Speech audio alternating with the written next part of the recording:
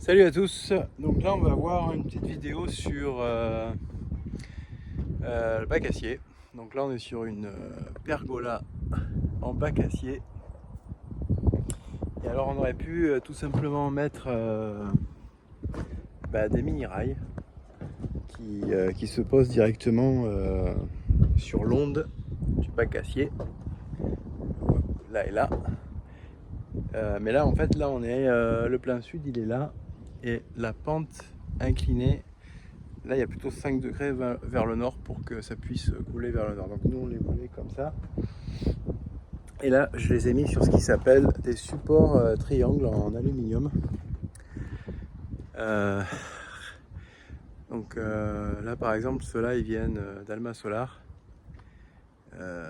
C'est à peu près, je sais pas, c'est entre 30 et 40 euros le triangle.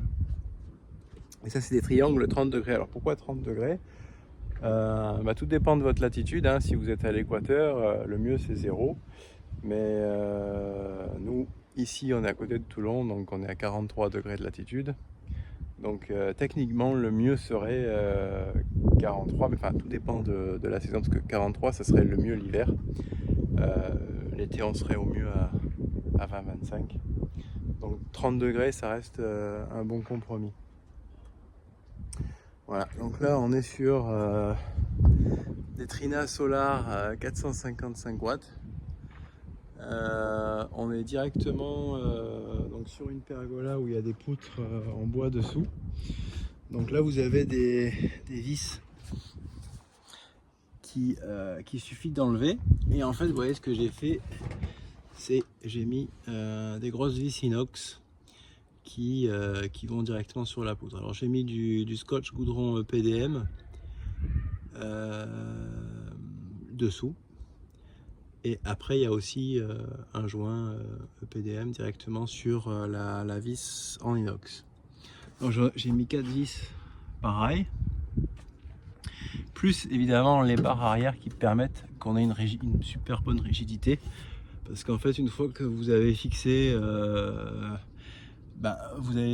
vos rails au triangle, après vous avez vraiment une très bonne solidité. Donc ça c'est bon. Sur les bacs acier, bon évidemment on peut pas le faire sur des toits en tuiles, vraiment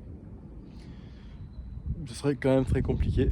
Mais là pour les bacs acier, à la place du mini rail qu'on verra dans une autre vidéo, ça peut être une bonne solution. Alors après il y a l'espacement entre deux rangées. Alors si vous allez sur Google ou que vous demandez à l'intelligence artificielle, il y a un bon calculateur, je pense que je vais essayer de le mettre sur un lien, qui calcule exactement la bonne largeur des panneaux. En fait vous rentrez directement la longueur des panneaux, donc ceux-là ils font 1m76, hein, c'est la taille standard. Et après vous mettez l'inclinaison de 30 degrés et il va vous dire qu'est-ce que c'est justement le meilleur espacement entre le point A0 d'ici et le point bas de là-bas. Alors après ça dépend parce que chaque mois c'est différent en fait. Si vous voulez l'été, par exemple sur des panneaux 1m76 30 degrés, juste comme ça il me semble de mémoire que 28 cm ou 30 cm suffisent. Mais après effectivement ça c'est au mois de juillet-août. Si vous mettez en décembre ou janvier, où là c'est les pires mois, pour un panneau de 1m76 avec 30 degrés, je pense qu'il faudra 1m48 d'écart facile. Donc là ils y sont pas. Mais après dès qu'on est sur février-mars, on repasse à 58 cm d'espacement minimum. Donc en fait de toute façon comme janvier et décembre c'est là où il y a le moins de production. Et que là on arrive en fait, là je les ai mis directement en bout, donc je pouvais pas les reculer vraiment plus. C'est comme ça que on pouvait faire, voilà, pas le choix.